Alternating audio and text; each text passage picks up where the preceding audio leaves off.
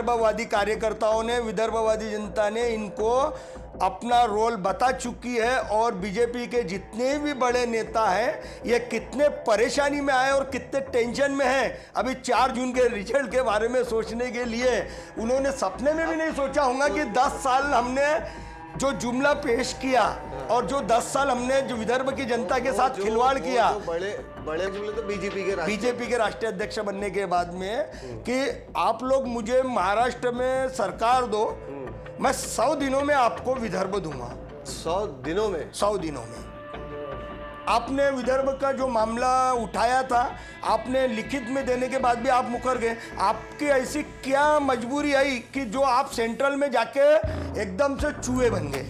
तो दोस्तों, इनकलाब समाचार के इस YouTube चैनल पे मैं शाकिर रज़ा खान आप सभी का खैर मकदम करता हूँ, इस्तकबाल करता हूँ। और विदर्भ राज्य आंदोलन समिति की जो सीरीज़ हमारे इस YouTube मंच पे चल रही है, उसी सीरीज़ के अंदर एक और कड़ी, एक और नई शख्सियत, विदर्भ राज्य आंदोलन समिति से जुड़े हुई एक और नए आंदोलनकारी से हम आपकी मुलाकात कराने जा रहे हैं। उनका नाम रविंद्र गणपत दास भामोड़े जी हमारे साथ मौजूद है। और रविंद्र गणपत दास भामोड़े जी जो है के नागपुर विदर्भ के जो है वो व्यापारी संघ के अध्यक्ष है। रविंद्र भाई, जैसा कि विदर्भ राज्य आंदोलन समिति के अलग अलग लोगों से हमारी बात हो रही है, हम अपने इस यूट्यूब मंच पे एक्सक्लूसिव इंटरव्यू रखे हुए हैं, इसलिए ताकि लोगों तक के सही बात पहुँचे। आपका जो आंदोलन है और विदर्भ को लेकर के आपकी जो तर्क है वो देश और दुनिया के सामने और राज्य के सामने आए, इसलिए हम लोग ये पूरी सीरीज़ कर रहे हैं। अब आप मुझे ये बताइए कि जैसा व्यापारी संघ के आप अध्यक्ष हैं और विदर्भ को अलग करने के आपके कई सारे कारण हैं, लेकिन चूँकि बिज़नेस आपके नज़र में है और आप बिज़नेस लॉबी के अध्यक्षता कर रहे हैं विदर्भ राज्य समिति के ओर से, तो क्या विदर्भ के अंदर बिजनेस को लेकर के वेस्टर्न महाराष्ट्र, कोकण महाराष्ट्र और मराठवाड़ा महाराष्ट्र के बीच में क्या डिफरेंसेस है? बिजनेस को लेके सर देखा जाए तो आज विदर्भ का बिजनेस देखे तो 3rd ग्रेड पे आ गया है। 3rd ग्रेड पे आ गया है। पश्चिम महाराष्ट्र में जो जिस तरीके से बिजनेस का उठाव है जी, विदर्भ का जो पैसा है ये सारा पैसा पश्चिम महाराष्ट्र जा रहा है। तो विदर्भ में उस तरीके से पैसा घूम नहीं रहा है पूरी तरह जी।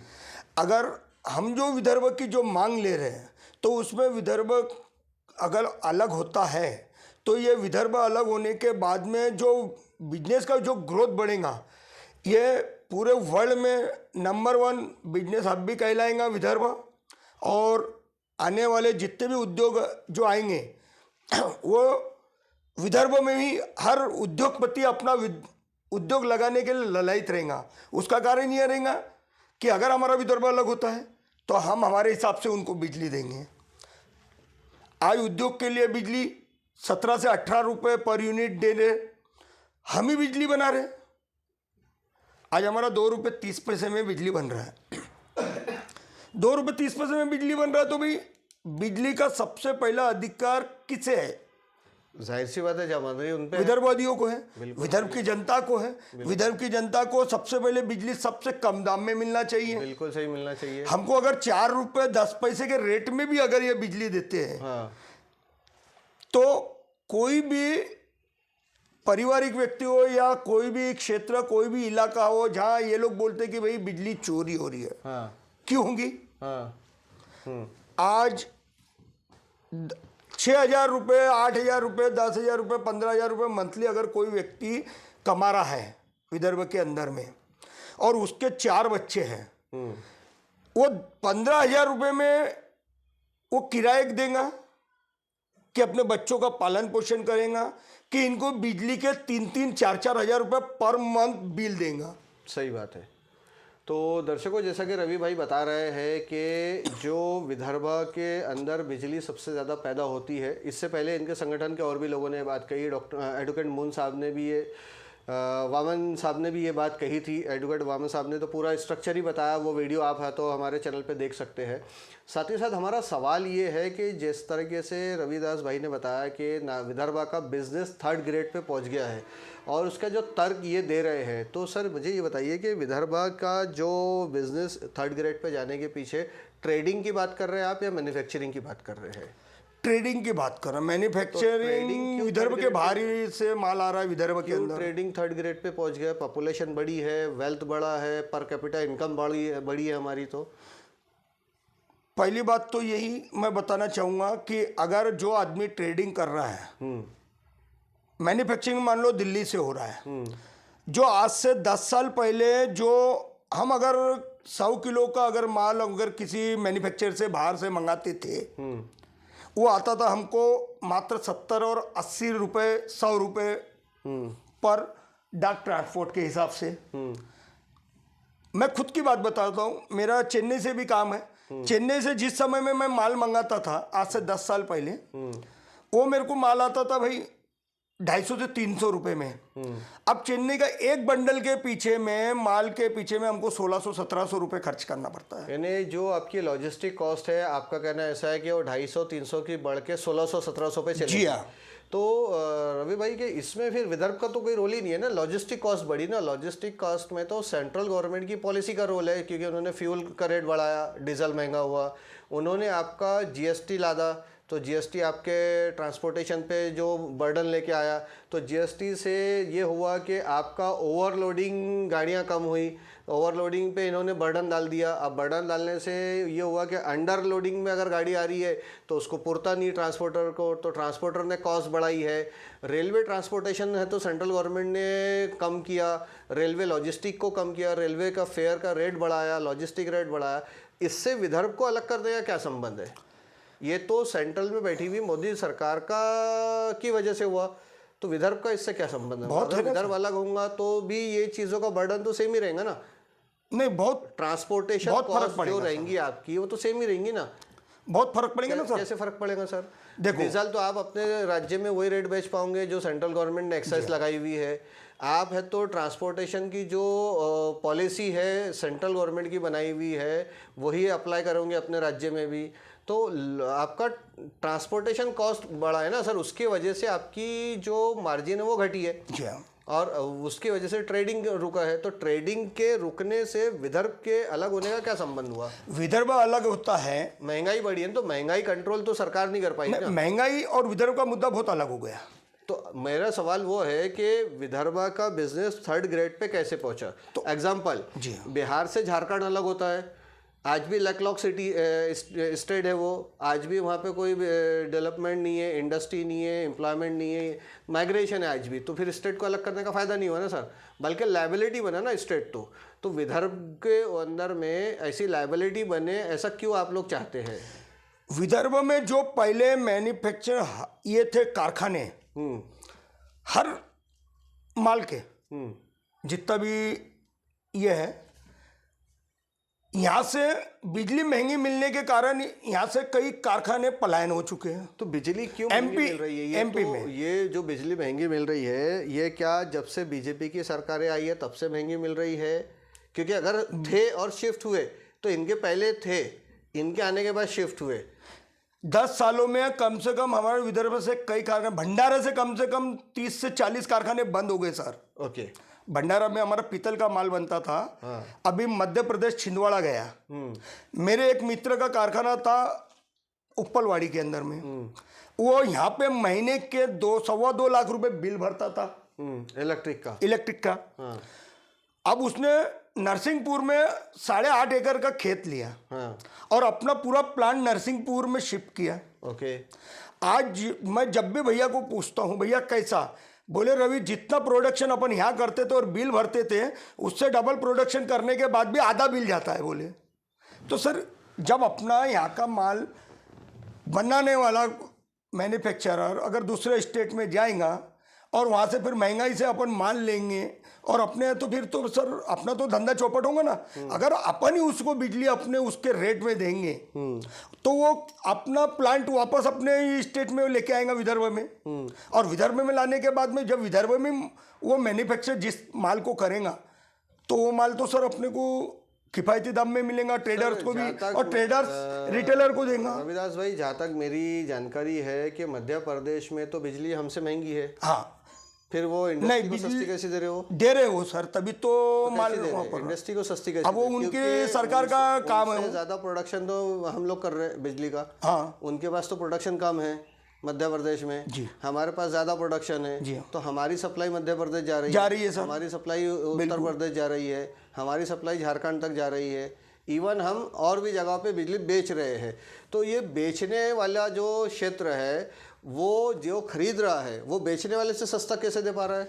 तो वो उसके सरकार ने कैसे सस्ता दे रही हो, उन लोगों को भी यही। तो आप तो विदर्भ को अलग करने की बजाय व्यापारी संघ के अध्यक्ष होने के नाते ये बात सरकार के सामने रख सकते थे कि भैया ये सरकार जो है गलत कर रही है, तो सरकार को ये नीति में बदलाव लाना चाहिए। उस बनिस्बत उसके कि आप सरकार से नीति में बदलाव मांगने के आप विदर्भ अलग करने की बात कर रहे हैं, तो राज्य अलग कर दे रहे हैं ना। नहीं, विदर्भ अलग होने का और विदर्भ की पृथक विदर्भ की मांग हमारी दूसरी है जी, क्योंकि हमारा बच्चा आज हमारा विदर्भ छोड़ के जा रहा है सर ये बात तो हो गई है, ये तो आपके दूसरे लोग हमको बता चुके हैं। तो विदर्भ की मांग ही हमारी उसी लिए है कि भाई हमारा विदर्भ अगर सुजलाम सफलाम होता है अलग होने के बाद में, तो हमारा बच्चा हमारा घर छोड़ के जाएगा ही नहीं ना। हम विदर्भ राज्य आंदोलन समिति के अलग अलग पदाधिकारियों के जो सीरीज कर रहे हैं, उसका मकसद ही यही है कि आम जनता के बीच में सही बात का पहुंचाना है ना, ताकि मिसकंसेप्शन दूर हो। और मिसकंसेप्शन दूर करने के लिए हमारा आपसे ये सवाल चूँकि इसलिए है कि आप नागपुर शहर के विदर्भ व्यापारी संघ के अध्यक्ष है, तो व्यापारी संघ के अध्यक्ष होने के नाते हम आपसे व्यापार को क्या फ़ायदा होगा विदर्भ अलग होने से, और विदर्भ महाराष्ट्र में रहने से व्यापार को क्या नुकसान हो रहा है, उस पर बात करना चाह रहे हैं हम जी। जो आपका विदर्भ से माइग्रेशन हो रहा है, एम्प्लॉयमेंट बाहर जा रहा है, ये सब पे तो दूसरे लोग बता चुके हैं हमें, लेकिन हमें आपसे ये जानना है कि बिजनेस को ट्रेडिंग और मैन्युफैक्चरिंग में क्या डिफरेंस दे पाएंगे आप, और देंगे तो क्या रोल मैप है आपके पास में, क्या ब्लूप्रिंट है आपके पास में उसका, वो हम आपसे जानना चाह रहे हैं। क्योंकि आप व्यापारी संघ के अध्यक्ष हैं ना, तो हम आपसे व्यापार के ताल्लुक से बात कर रहे हैं जी। विदर्भ अलग होने से व्यापार को क्या फ़ायदा होगा, महाराष्ट्र में रहने से क्या नुकसान हो रहा है, हमें आप वो बताइए। विदर्भ अलग होने से हमारा व्यापार भी रियली जितना जहाँ तक हम लोग सोचते हैं कि व्यापार हमारा खुद ब खुद बढ़ेगा, क्योंकि हमारे यहाँ इंडस्ट्रीज आएंगी, हम उनको कम रेट में बिजली दे पाएंगे, मैन्युफैक्चरिंग यहीं होगा, हमको महंगे में माल बाहर से लेने की आवश्यकता नहीं पड़ेगी। सर विदर्भ में 11 डिस्ट्रिक्ट है और 11 में से कोई भी डिस्ट्रिक्ट ऐसी नहीं है जहाँ पे एमआईडीसी नहीं है। हर डिस्ट्रिक्ट के पास एमआईडीसी है, गढ़चिरौली में है, चंद्रपुर में, नागपुर में, अमरावती में, गोंदिया में, लेकिन सब जगह एमआईडीसी आपके पास। आकोला में भी एमआईडीसी, यहाँ तक क्या आकोला में पानी की कमी है लेकिन फिर भी एमआईडीसी है। अब जब एमआईडीसी आपके पास में पहले से मौजूद है, तो अब आपको नई एमआईडीसी की ज़रूरत नहीं है, नई इंडस्ट्रियल बेल्ट की ज़रूरत नहीं है।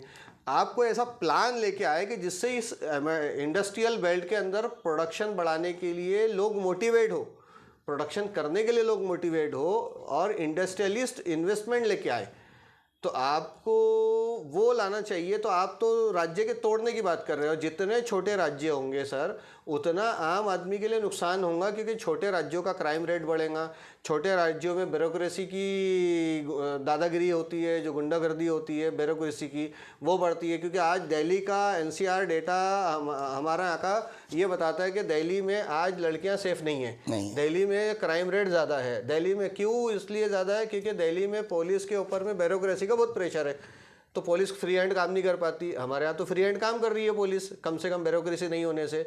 दूसरा ये कि जिस भी जगह ब्यूरोक्रेसी रहेंगी वहाँ नशा बढ़ेगा, वहाँ अनएथिकल चीज़ें जो है वो बढ़ेंगी। तो विदर्भ बहुत छोटी जगह है ना सर, तो यहाँ पे भी फिर वही होगा। तो इससे तो हमारा नागपुर सप्रेस होगा, नागपुर को नुकसान होगा, व्यापार को नुकसान होगा, इससे ग्रोथ कहाँ होगा? नहीं सर, व्यापार को नुकसान होने वाली बात ही नहीं है इसमें। तो कुछ प्लान आउट पे बात बताए ना अब हमने हमारे आंदोलन के माध्यम से सरकार को कई बार चेताना चाहा कि भाई आप इंडस्ट्रियल एरिया को कम दामों में बिजली क्यों नहीं देना चाहते हैं।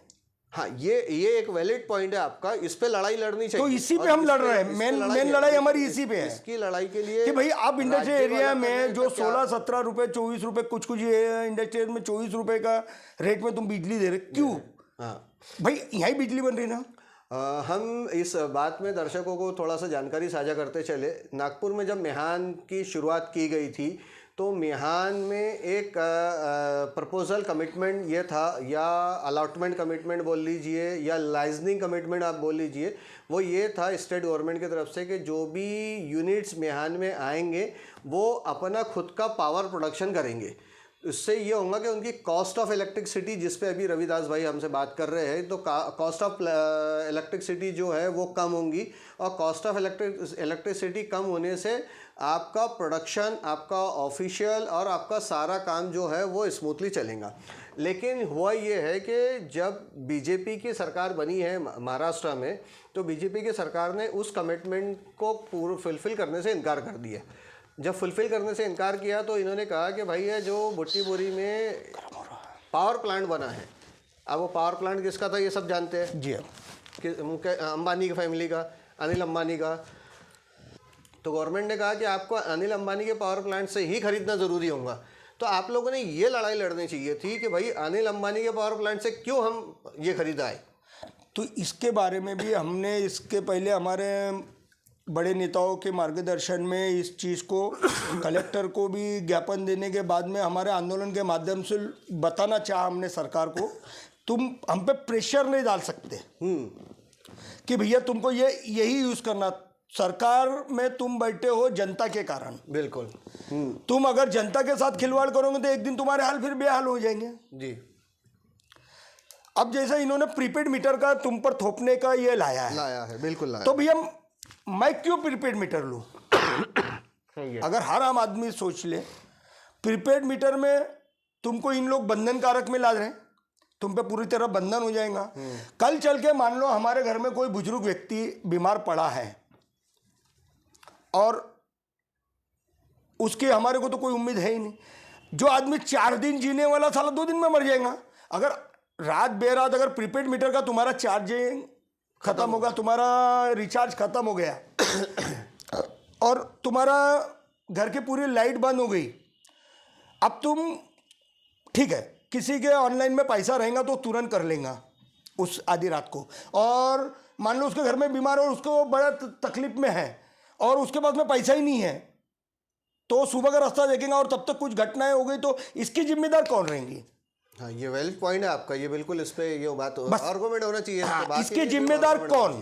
तो यही बात को लेके हमने कई बार आंदोलन किया और हमने प्रीपेड मीटर के खिलाफ भी हमारे पैरू भाई के नेतृत्व में भी हमने इस चीज को उठाया, और बिजली का आंदोलन करने की जो प्रेरणा हम लोगों को विदर्भ राज्य आंदोलन समिति में जो दी, हमारे पैरू भाई ने दी थी हमको, तो उन्हीं के बात को लेकर ये बिजली का हम लोगों ने सबसे बड़ा मुद्दा उठाया था हमारा। अच्छा। क्योंकि दूसरे संगठन ने किसी ने उठाया नहीं था, और आज हम उसी मुद्दे को लेकर लड़ रहे हैं। भाई तुम विदर्भ के अंदर में बिजली बनाओ, बिजली बन रही है, सब कुछ हो रहा है, तुम विदर्भ के इंडस्ट्री को बिजली कम में दो, हम पर किसी को तुम जबरदस्ती लाकर थोपो मत, क्योंकि हमको हमारी बिजली हमारे लिए सफिशिएंट है, हम हमारे लिए यूज करने के बावजूद हम लोगों को बिजली दे सकते हैं। दूसरा ये है कि विदर्भ के बिजनेस को लेकर के एक ही कारण जो है रवि भाई ने हमें बताया है कि वो है इलेक्ट्रिसिटी का महंगा होना। तो चलिए फिर कभी हम रवि भाई से दोबारा जब बात करेंगे तो आगे के और भी कारण को जानने की कोशिश करेंगे। अभी मुझे ये बताइए कि 1 मई को जो आप लोग का काला दिवस मनाने का आह्वान किया गया है, तो ये कब से कब तक मनाया जा रहा है, इसकी जगह क्या है और क्यों मनाया जा रहा है? जी, कल ये काला दिन का जो हमने आह्वान किया है, ये वैरायटी स्क्वायर पे हमारा कल सुबह 12 बजे से आंदोलन शुरू होने वाला है, और ये 2 से ढाई बजे तक का हमने 2-2.5 घंटे का प्रशासन को लिखित में दिया हुआ है। 2-2.5 घंटे में हमारे इस आंदोलन को हमारी जितनी भी मांगे हैं, और प्रशासन ने और राज्य सरकार ने जो 1953 में जो नागपुर करार किया था, वो बात पे वो आज तक वो खरे नहीं उतर पाए हैं, तो उनको वो सारी चीज़ें, उनको सारी बातें याद दिलाना, हम कल के आंदोलन के माध्यम से उनको वो सारी चीज़ें, उनको सारी बातें उनको याद दिलाने वाले हैं कि भाई आपने जो नागपुर करार में स्टेट गवर्नमेंट को और स्टेट गवर्नमेंट आपके समर्थन की है ना, ये स्टेट गवर्नमेंट ने तो आप लोग को पहले भी समर्थन दिया हुआ है ना। नहीं, बीजेपी जो पॉलिटिकल पार्टी है वो टाइम टू टाइम विदर्भ के आंदोलन करने वालों को साथ लेके बैठी तो है ना। भाई आपने 65 सालों में ना कांग्रेस ने उस चीज़ को अमल में लिया, जो नागपुर करार में उन्होंने लिख कर दिया था। आपने 10 साल में बैठ के क्या किया? 10 सालों में फिर ये लड़ाई आपकी, बीजेपी जिस लड़ाई का दामन थाम के ऊपर बढ़ी आप विदर्भ को अलग करने के लिए, और उसने आपका दामन ही झटक दिया, तो फिर इसके लिए तो आपने खुल के बीजेपी के खिलाफ में आंदोलन में आना चाहिए था ना। तो बीजेपी के खिलाफ जो विदर्भवादी एक एक कार्यकर्ताओं ने जो अपनी भूमिका, जो अभी पिछला जो चुनाव हमने 19 तारीख को देखा, अच्छा, लोकसभा का जी, ये बीजेपी को समस्त विदर्भ के अंदर में हमारे विदर्भवादी कार्यकर्ताओं ने, विदर्भवादी जनता ने इनको अपना रोल बता चुकी है। और बीजेपी के जितने भी बड़े नेता हैं ये कितने परेशानी में आए और कितने टेंशन में हैं। अभी 4 जून के रिजल्ट के बारे में सोचने के लिए उन्होंने सपने में भी नहीं सोचा होगा कि 10 साल हमने जो जुमला पेश किया और जो 10 साल हमने जो विदर्भ की जनता के साथ खिलवाड़ किया। बड़े हमारे जो बड़े नेता नितिन गडकरी जी हैं, इन्होंने जो राष्ट्रीय अध्यक्ष बनने के बाद में जो लिखित में दिया था, अध्यक्ष बोले तो बीजेपी के राष्ट्रीय अध्यक्ष बनने के बाद में कि आप लोग मुझे महाराष्ट्र में सरकार दो, मैं 100 दिनों में आपको विदर्भ दूंगा। 100 दिनों में? 100 दिनों में सेंट्रल में और इसमें तो दोनों जगह सरकार है। दोनों में जब सरकार है तो भाई तुम्हारे मैं आपके चैनल के माध्यम से, आपके न्यूज़ चैनल के माध्यम से आज इसी आपके स्टूडियो से उनको ये सवाल पूछूंगा कि आपके जैसे विद्वान व्यक्ति अपनी बातों से क्यों मुकर गए विदर्भ के मुद्दे पर? आपको आखिर विदर्भ की लड़ाई, आपने विदर्भ का जो मामला उठाया था, आपने लिखित में देने के बाद भी आप मुकर गए। आपकी ऐसी क्या मजबूरी आई कि जो आप सेंट्रल में जाके एकदम से चूहे बन गए? तो महाराष्ट्र का शेर कहलाने वाला चूहा कैसा बना सेंट्रल में? यूज कर लिया ना उन्होंने, आपको तो यूज कर लिया ना, यूज एंड थ्रो कर दिया ना। फिर तो हमने यूज एंड थ्रो, उसने हमको समझा तो हमने उसको जो अपन बोलते हैं ना रद्दी सर, यूज करके जो रद्दी फेंक देते हैं, ठीक है, इन्होंने उस प्रकार का सोचा। लेकिन उन्होंने ये नहीं सोचा कि इसी रद्दी से हम कितने प्रोडक्ट बनाते हैं। हाँ, बनते ना जी। तो ऐसे ही आपका गुस्सा गडकरी जी को हराने जा रहा है इस बार? हम गडकरी के खिलाफ नहीं, हम बीजेपी के पूरे सिस्टम के खिलाफ है। तो गडकरी को जिता रहे हैं, बीजेपी को हरा रहे हैं? नहीं, गडकरी तो गया समझो यहाँ से। ये हमारी कोशिश रही। कोशिश यही रहेगी कि गडकरी साहब यहाँ से 19 के पहले जो पोलिंग हो चुका है उसमें गडकरी साहब हार जाए, क्योंकि फिर गडकरी जी को अपने उस बात का सर एहसास होगा कि मैंने विदर्भ की जनता के साथ, विदर्भवादियों के साथ में खिलवाड़ करके, धोखा करके बहुत बड़ी गलती की है। अच्छा, और ये सबक, गडकरी का सबक देवेंद्र फडणवीस जैसे नेताओं को मिलेगा। यही तो टेंशन नहीं है कि कहीं वो भाषण देते देते बेहोश हो जा रहे हैं? शायद यानी विदर्भवादियों का टेंशन तो नहीं है सर पे सवार के? नहीं सर, हो सकता शायद यही टेंशन में वो अभी जी रहे हैं। ऐसा ही है आप लोगों का मतलब टेंशन आपने इतना बढ़ा दिया, इतना प्रेशर बढ़ा दिया है। गडकरी साहब इतना झूठ बोले कि मैंने 1 लाख लोगों को मिहान में रोजगार दिया 11 दिसंबर को। हाँ, लेकिन 1 लाख लोगों को रोजगार दे सके उतना मिहान तैयार हुआ है क्या? नहीं हुआ है। फिर आप इतना झूठ क्यों बोलते हो? तो ये तो सवाल आप लोगों ने और नागपुर किया। हाँ, अब आए सर आप अपने मुद्दे पर। हाँ, इस सवाल को मुकेश मासूरकर, प्यारू भाई, मैं और जय कुमार, दर्शकों देखिए बहुत काम की बात है, ये बहुत ज्यादा इंपॉर्टेंट बात है जो रवि भाई हमको बताने जा रहे हैं। इस मुद्दे पर प्यारू भाई हाजिर थे वहां पूर्व नागपुर के अंदर में। मुकेश मासूरकर हाजिर था, रविंद्र भामोड़े हाजिर था, प्रशांत जय कुमार हाजिर था, नरेश निमजे हाजिर था, शहर अध्यक्ष हमारे, और हमारे वरिष्ठ नेता गणेश शर्मा भी हाजिर थे।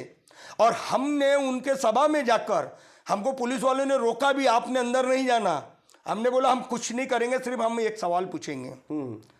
उसी पीरियड में गडकरी जी साहब ने एक सुंदर से वाक्य का उपयोग किया कि भाई मैंने मिहान में 1 लाख लोगों को रोजगार दिया। कितने लाख लोगों को? 1 लाख लोगों को। हमारे मुकेश मासूरकर जी ने उनसे सवाल किया, मिहान के 1 लाख लोगों के रोजगार के लायक तैयार हुआ है क्या सर? और अगर आपने 1 लाख लोगों को रोजगार दिया है तो आप उसका प्रूफ दीजिए।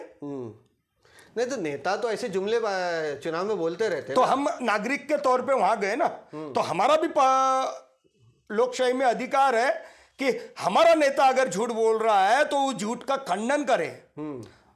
सही है। हमारे जितने नागरिक वहां बैठे थे, हम उनके सामने में उनका सवाल किए। अब चोर चोर मौसेरे भाई बीजेपी के कार्यकर्ता साहब बैठे वहां, अदर संगठन का तो कोई आम आदमी आया नहीं जो हमारे पक्ष में वहां खड़ा होता। देवेंद्र फडणवीस को उन्होंने सवाल किया, 90,000 नौकरी नमो रोजगार के माध्यम से आपने किसको दी? 9,000 भी बताइए आप। तो नितिन जी गडकरी ने पुलिस रोजगार तो इवेंट था ना सर, वो तो इवेंट किया तो गया। उन्होंने बोला ना, देना तो उस टारगेट नहीं इवेंट था, के सिर्फ पब्लिक को दिखाना था कि हम रोजगार मेड़ावा कर रहे हैं, उसके जरिए से पैसा बांट रहे हैं। तो सर उन देवेंद्र लोगों को जो फडणवीस उनके कार्यकर्ता जी, है। फडणवीस जी साहब ने भी उसी बात को वहां दोहराया था कि नमो जो इवेंट जो उन्होंने डाला था रोजगार का, उसके माध्यम से हमने 90,000 युवाओं को नौकरी दी। कितने? 90,000 नागपुर के। हाँ, मतलब 1 लाख गडकरी साहब ने मेहान में नौकरी दे दी। हाँ 90,000। तो झूठ बोलने की भी एक हद होती है ना सर। तो दोस्तों, इनकलाब समाचार पे जो सीरीज़ हमने चलाई विदर्भ राज्य आंदोलन समिति के अलग अलग लोगों से बात करके, तो ये सीरीज़ का मकसद और एक्सक्लूसिव सीरीज़ सिर्फ हमारी प्लेटफॉर्म पे आपको ये देखने मिल रही है, और आपको आगे भी इस सीरीज़ का आगे के भी और लोगों के साथ बातचीत करते हुए हम आपको दिखेंगे। मकसद यही है कि फैक्ट्स आपके सामने आना चाहिए, मकसद ये है कि फैक्ट्स पे बात होनी चाहिए, मकसद ये है कि फैक्ट्स पे तर्कों के साथ में वाद विवाद होना चाहिए। जैसा कि गडकरी साहब की जो एक आइडियल इमेज बनाई गई थी, आइडियल इमेज के अंदर में ये कहा जा रहा था कि गडकरी साहब कभी किसी से झूठ नहीं कहते, जबकि विदर्भ राज्य आंदोलन समिति के जो अभी के अध्यक्ष और फाउंडर है एडवोकेट वामन साहब, उन्होंने भी बताया कि गडकरी साहब ने जो है झूठ बोला। ये बात केदार दादा ने भी कही, ये बात मासोड़कर साहब ने भी कही, और ये बात है तो जो रवि भाई है वो भी कह रहे हैं। तो ये बात जब सब कह रहे हैं तो अब हम लोग को भी समझना और सोचना चाहिए कि ये जो राजनेता है ये किसके सगे है ना। ये राजनेता तो विदर्भवादियों को भी धोखा दे रहे हैं, ये राजनेता तो शहरवासियों को भी धोखा दे रहे हैं। तो ये राजनेता किसके सगे है? अब वो जो नौकरियां हैं 1 लाख गडकरी साहब ने मिहान में दे दी, 90,000 है तो हमारे देवेंद्र भाई ने जो है वो नमो रोजगार मेड़ावा में दे दी, तो लगभग 2 लाख तो जॉब मिल ही गए, तो बेरोजगारी नागपुर की खत्म हो गई। तो 2 लाख रोजगार मिले तो नागपुर की बेरोजगारी खत्म हो गई उनके कहने से साहब, मतलब उनके कहने से खत्म हुई। जमीन पे है क्या? हाँ, लेकिन कहाँ है क्या? आपसे हम पूछ रहे बेरोजगारी जमीन पे है क्या? क्योंकि उन्होंने बता दिया खत्म हो गई। आप 22 लाख की पॉपुलेशन का कॉन्स्टिट्यूशन आपने बनाया और 22 लाख में से 2 लाख को आपने रोजगार दे दिया। मैं तो कहता हूँ 900 लोगों को भी इन्होंने रोजगार नहीं दिया अभी तक। रे, ये तो बड़ी बुरी बात है। 900 लोग, आप 2 लाख की बात को 900 में नहीं दिया होगा ना। बहुत मतलब 1% से नीचे चले आ रहे ना। बिल्कुल सर, बिल्कुल 1% से भी नीचे नहीं दिया इन्होंने किसी को रोजगार, नहीं दिया है। हम तो झूठ बोल रहे हैं। और गडकरी साहब के कुछ ऐसी बातें थी कि जो विदर्भवादियों ने उनको इस चुनाव में बता दी। तो थोड़ा सा आप दोहरा के बताइए हमारे दर्शकों को कि गडकरी साहब की वो कौन सी ऐसी बातें थी जो विदर्भवादियों ने उन्हें बताई है, जिसके लिए वो बेचारे बेहोश हो रहे हैं बार बार। 2022 में हमारे नेताओं ने एक आंदोलन का आगाज किया, चलो दिल्ली करके, जंतर मंतर पे। अच्छा। तो दिल्ली जाने से पहले हमारे कुछ नेता गडकरी साहब के पास गए, उनके सामने में अपना विषय रखा, सर प्रधानमंत्री जी से आप समय लीजिए और विदर्भ के मुद्दे पे चर्चा करना है। ओके जी। और उसका क्रेडिट ओनली आपको ही मिलेगा और आपने ही लेना। अच्छा, यानी थाली सजा के आप ले गए थे? हाँ। तो गडकरी साहब का कहना यह था कि मेरे पास में उतना टाइम नहीं है और तुमको जाना ही है तो तेल लगा के दिल्ली जाओ बोलते तुम। तो ये इतने बड़े ऊंचे पद पे, सेंट्रल मिनिस्टर पद पे बैठे हैं गडकरी साहब, कैसा किया आपने? तेल लगा के जाओ, तेल लगा के दिल्ली जाओ जी। तो काय पे तेल लगा के जाने का बोल रहे थे वो? अब वो उनको पता भैया हमने कहाँ पर तेल लगा के जाना है, तो वो अगर जगह बताते वहां भी तेल लगा के जाते। फिर आपके चैनल के माध्यम से मैं ये सब बातें जाहिर कर रहा हूँ, आपने पूछा इसीलिए। नहीं तो वो दर्शकों तक पहुंचना तो क्योंकि ये बातें दर्शकों तक जाना चाहिए कि भाई आज देश के सर्व उच्च पदों पर बैठने वाला व्यक्ति, ऐसा प्लेटफॉर्म है जहाँ पे सच जो है खुल के बोला जाता है, बगैर लाव लपेट के सच बोला जाता है, क्योंकि इनकलाब हमारे लिए वो शब्द है को नारा के रूप में हमने लगा के इस गुलाम देश को आज़ादी दिलाई है। इसलिए हम इनकलाब की इज्जत करते हैं और इनकलाब पे सच ही आपके सामने रखते हैं। इस इनकलाब चैनल के माध्यम से मैं सारी चीज़ें सच्चाई बयां कर रहा हूं गडकरी साहब की वगैरह। तो कैसा है, मेरा कहना यही है कि भाई आप इतने ऊंचे पद पर हो, संवैधानिक पद पर हो, आपको इस शब्दों का उपयोग करना आपको शोभा नहीं दिया, क्योंकि आप लोक प्रतिनिधि हो। आप हमारे नागपुर लोकसभा क्षेत्र के राजा हो। आपको हमने चुन के दिया, आप पे हमने विश्वास जताया। अगर एक बेटे को तकलीफ होती है तो दुनिया से अगर त्रस्त होता है तो वो अपने बाप के पास जाता है। उन्होंने तो कहा कि नागपुर मेरा परिवार है, मैं अपना काम कर चुका हूं, अब मेरा परिवार की बारी है अपनी जिम्मेदारी निभाने की। मैं इस चुनाव में प्रचार नहीं करूंगा, गैलरी से हाथ हिला दूंगा, मेरा परिवार मेरे को वोट दे देगा। ना गडकरी साहब ने नागपुर लोकसभा क्षेत्र के नागरिकों को अपना परिवार समझा। अच्छा। ना उन्होंने एक अपने पिता की जिम्मेदारी निभाई। ओके जी। उन्होंने किसी भी प्रकार की अपनी जिम्मेदारी नहीं निभाई। ये तो सिर्फ जुमले हैं। और मैं भैया कैंपेन में पब्लिक के बीच में आपने ये बातें क्यों नहीं लाई? फिर किए ना सर, हमने जहाँ जहाँ हमको प्रचार करने का मौका मिला हमने सारी चीजें बताया। अच्छा। वो उसी का बहुत बड़ा इफेक्ट हुआ है कि इनको ग्रामीणों के अंदर में इनके इन सब बातों को हमने ग्रामीणों तक पहुंचाए। तो ग्रामीणों ने इनकी गाड़ियों को पोस्टर फाड़ फाड़ के भगाया। विदर्भ के अंदर, विदर्भ के अंदर में कहाँ हुए एक दो इंसिडेंट थोड़े से? ये चंद्रपुर में हुआ सर, वासिम में हुआ, अकोला में हुआ, हाँ। तुम्हारा गढ़चिरौली के साइड में हुआ। इनको भगाया। चंद्रपुर की तो एक सभा के बारे में अतुल लोंढे जी ने बताया था कि इन्होंने कहा कि वहाँ के जो उम्मीदवार है मुनगंटीवार जी, उनको शिलाजीत खिलाएंगे और शिलाजीत खिला के दौड़ा देंगे। इस तरह की असभ्य भाषा का उपयोग किया है गडकरी जी ने। ऐसा अतुल लोंढे जी ने हमारे चैनल पे इंटरव्यू देते वक्त वहाँ के बारे में जिक्र किया था। जी सर, इस बात का तो मुझे कोई जानकारी नहीं है। हाँ। तो मैं कोई कांग्रेस की महिला प्रत्याशी, तो मैं उस विषय पे कुछ बोल नहीं पाऊंगा, लेकिन चंद्रपुर में इतना पता है कि त्रिकोणी फाइट है। अच्छा। कांग्रेस की महिला प्रत्याशी, कांग्रेस की महिला प्रत्याशी बीजेपी के कैंडिडेट पे वहां भारी होते जा रही है। इतना हम तक जानकारी आई है जी। अमरावती में नवनीत राणा की हालत पंचर है। वो तो कुछ वो तो पैसा दे दे के अपने सभा में लोगों को बुला रही है। अमित शाह जी आए थे तो इनके सभाओं के लिए वो पैसा दे दे के लोगों को। स्टेटमेंट में फंस गई हो तो। हाँ। तो चलिए दर्शकों, थोड़ा सी वीडियो लंबा हो गया। हम आपसे वीडियो देखने की दरख्वास्त करेंगे क्योंकि काम की बातें आपके सामने रखी है रवि भाई ने। ये ऐसी बातें हैं जो किसी यूट्यूब मंच से या किसी डिजिटल प्लेटफॉर्म से या प्रिंट मीडिया के माध्यम से आप तक नहीं पहुंच रही है। इसीलिए इनकलाब समाचार अपनी जिम्मेदारी को निभाते हुए आप तक ये बात पहुंचा रहा है। अब आप अपनी जिम्मेदारी को निभाएं, इस बातों को ज़्यादा से ज़्यादा लोगों तक पहुँचाएँ। इस वीडियो को जितना ज़्यादा शेयर कर सकते शेयर करें। भले नागपुर के चुनाव खत्म हो चुके हैं, संपन्न हो चुके हैं, कोई बात नहीं है।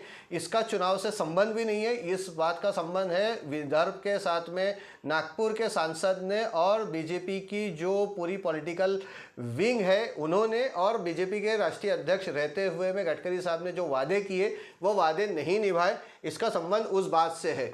इसका संबंध इस बात से है कि सही मायनों में विदर्भ को अलग होना चाहिए या विदर्भ को महाराष्ट्र के साथ रहना चाहिए। ये आपकी राय के लिए भी ये वीडियो है। इसका संबंध आपकी राय से सीधा है कि आप क्या सोचते हैं विदर्भ के बारे में, आप क्या समस्याओं को जानते हैं विदर्भ की। वो जो भी कुछ आप जानते हैं आप कमेंट करके हमें बता सकते हैं।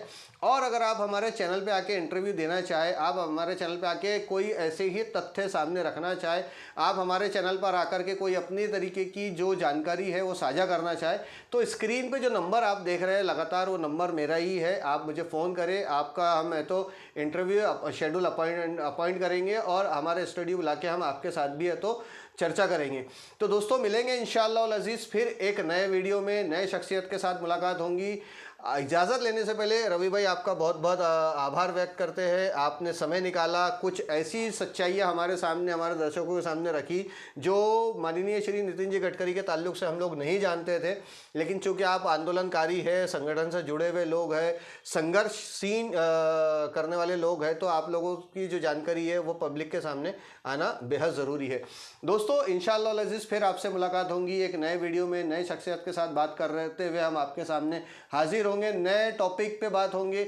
बहुत जल्द हम आपके सामने यूनिफॉर्म सिविल कोड के ऊपर और ईवीएम अगेंस्ट इंडिया के ऊपर भी एक सेशन करने जा रहे हैं इंशाअल्लाह अज़ीज़। एडवोकेट मून साहब भी हमारे, आकाश मून जो है वो हमारे स्टूडियो में हाजिर होंगे और आकाश मून साहब के साथ में हमारा वो साक्षात्कार भी हम आपके सामने रखने जा रहे हैं।